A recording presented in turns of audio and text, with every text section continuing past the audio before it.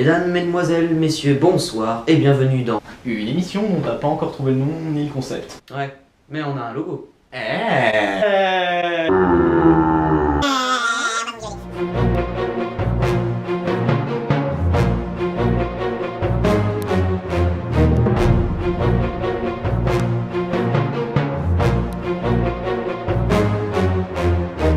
Donc, mesdames et messieurs, bienvenue après le générique, durant lequel nous avons pu trouver un nom de chaîne et surtout un thème.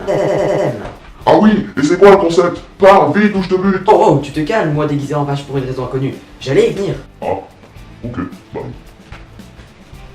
Et c'était plutôt bizarre.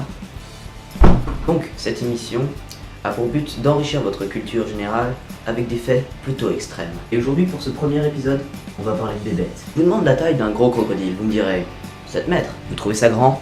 Attendez la suite. Aujourd'hui, je vous propose de remonter il y a 110 millions d'années, au Crétacé inférieur. À cette époque, vivait Sarcosuchus, un crocodile de 14 mètres de long. Pour ce faire, je vous propose d'utiliser Mode, avec un E, notre machine à voyager dans le temps personnel. Programmation sur 110 millions d'années avant Jésus-Christ.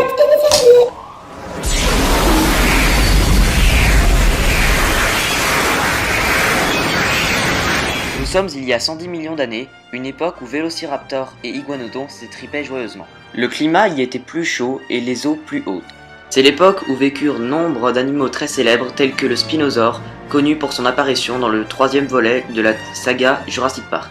Et au milieu de cela se cache Sarcosuchus, un crocodile de la taille d'un autobus. Et sachant que le Sarcosuchus avait une tête de cette taille, il pouvait chasser des iguanodons. Et voilà la taille d'un iguanodon. Alors est-ce que vous vous rendez compte à quel point il est puissant?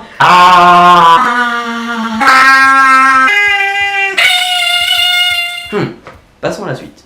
Le crocodile c'était sympa, mais il est temps de passer au niveau supérieur. Cette fois-ci nous partons il y a 70 millions d'années, pour avoir une chance de rencontrer Mégalodon Carcharodon. Et vous savez déjà comment on va y aller.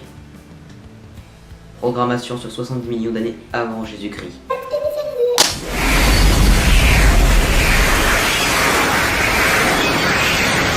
Nous sommes au Paléogène, il y a environ 70 millions d'années. Sur Terre, les mammifères font la loi depuis que les dinosaures ont disparu et leur ont laissé la place. Cependant, ce sont les requins qui dominent les océans, avec à leur tête le Mégalodon Carcharodon. Ce grand poisson avait une taille estimée aux alentours de 16 mètres, mais certains spécimens pouvaient aller jusqu'à 27 mètres. Et pour ceux qui ne l'avaient pas vu, en bas à gauche de l'image, on a la taille d'un homme. La principale caractéristique du mégalodon, c'est bien sa mâchoire gigantesque, pouvant aller jusqu'à 3 mètres de haut et plus de 3,30 mètres de large. La plupart des scientifiques s'accordent sur le fait que le mégalodon aurait disparu il y a 10 000 ans. Mais pour certaines personnes, le mégalodon n'aurait pas disparu. Et, s'appuyant sur des photos comme celles que nous avons à l'écran, il revendique son existence.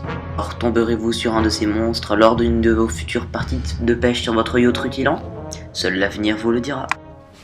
Bon, et bien voilà, c'est déjà la fin. Mais je vous emmerde! J'espère que ce premier épisode vous aura plu, et il vous aura plu. Et je vous dis à bientôt pour la suite. Et sur ce, je vous laisse, je dois aller au XVIe siècle rendre visite à Tata Batory. Salut!